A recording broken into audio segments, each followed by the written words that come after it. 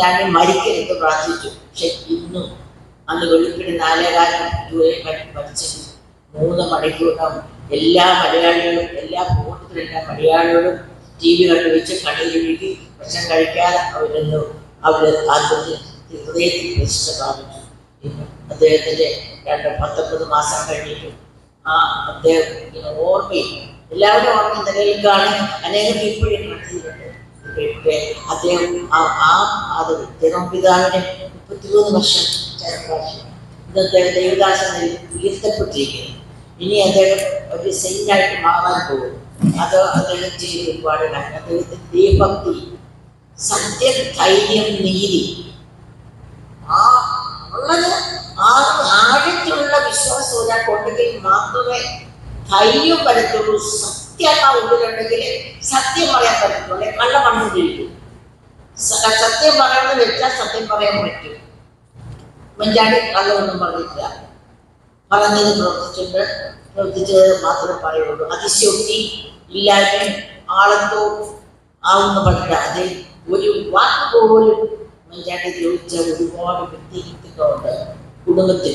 പക്ഷെ ഒരക്ഷരം പോലും ഇന്ന് വരെ ആരെ കുറിച്ച് അദ്ദേഹം പറഞ്ഞ് കേട്ടിട്ട് അദ്ദേഹം കുഞ്ഞാണ്ടെ പോലെ മിണ്ടാതെയിരുന്നു.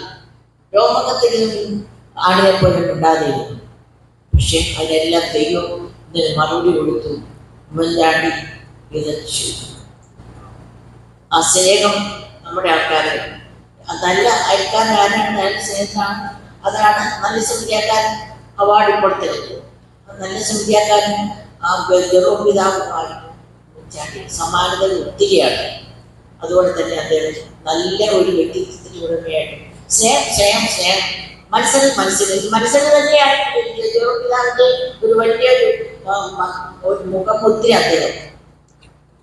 അതുമാത്രം എനിക്കിപ്പോൾ വളരെ ചാറ്റാർത്ഥമുണ്ട്. പക്ഷെങ്കിലും അദ്ദേഹത്തിന് ഉണ്ടാക്കിയ ശൂന്യത, അദ്ദേഹത്തിൻ്റെ ഓരോ ദിവസത്തെ ജീവിതവും ഓരോ ശ്വാസം നിശ്വാസവും ഊർജ്ജമുണ്ട് അദ്ദേഹത്തിന്. മറ്റുള്ളവരെ പ്രത്യേകിച്ച് പാമ്പത്തിലേക്കാണ് അത് നല്ല ശബ്ദാക്കാരൻ ആരാണ് അദ്ദേഹത്തെ ഓരോരുത്തരും അവിടുത്തെ അവൻ ജനിക്കുന്ന വ്യക്തിത്വമാണ്.